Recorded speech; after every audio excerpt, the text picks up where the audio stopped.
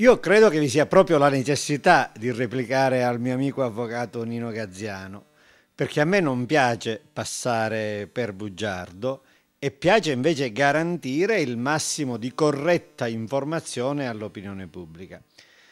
Gazziano si sarà certamente fidato di qualche suo collaboratore abbastanza poco accorto che ha ritenuto di comunicare all'opinione pubblica che l'avvocato Gazziano era soddisfatto per la richiesta di assoluzione formulata dal procuratore generale di Palermo a beneficio dei signori Ventriglia. Le cose non stanno affatto così. Nei processi vi è una richiesta principale e poi vi è la subordinata.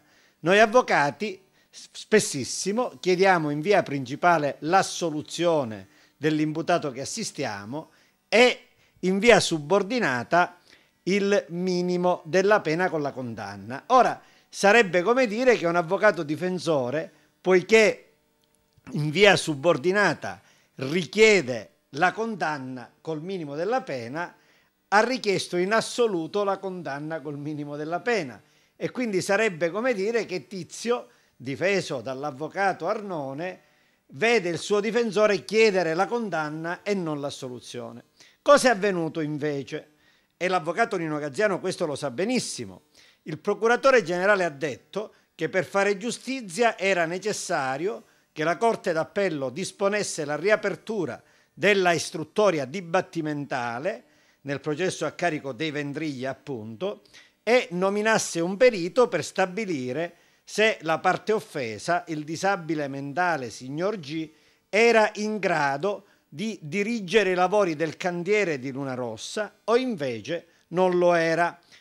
E poi ha detto, qualora la Corte d'Appello non voglia verificare lo stato mentale del disabile, allora mi vedo costretto a chiedere la conferma della sentenza di primo grado perché non ho un elemento importante per chiedere la condanna degli imputati.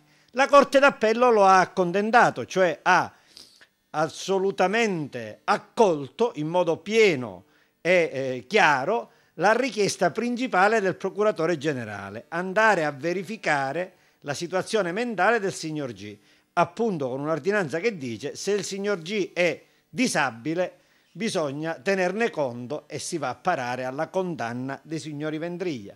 Siccome chi conoscono il signor G sanno benissimo in che misura sia disabile e come sia impossibile che il signor G abbia diretto un cantiere edilizio, è chiaro dove si va a parare. Quindi vorrei chiedere, e concludo, al mio amico Nino Gazziano di rimproverare aspramente chi gli ha fatto fare quella figuraccia dicendo che lui, l'avvocato Gazziano, era soddisfatto delle richieste del procuratore generale. Sono richieste che vanno a parare senza ombra di dubbio, sono disponibile a tagliarmi ambedue le mani in direzione della condanna dei signori Ventriglia, una condanna per la verità assolutamente meritata, che fa giustizia, che punisce chi ha abusato addirittura della innocenza di un povero disabile per farlo condannare al posto del commissario Ventriglia, reale autore ultraprovato degli abusi edilizi del Luna Rossa. È una vicenda questa che va portata a compimento perché la gente deve sapere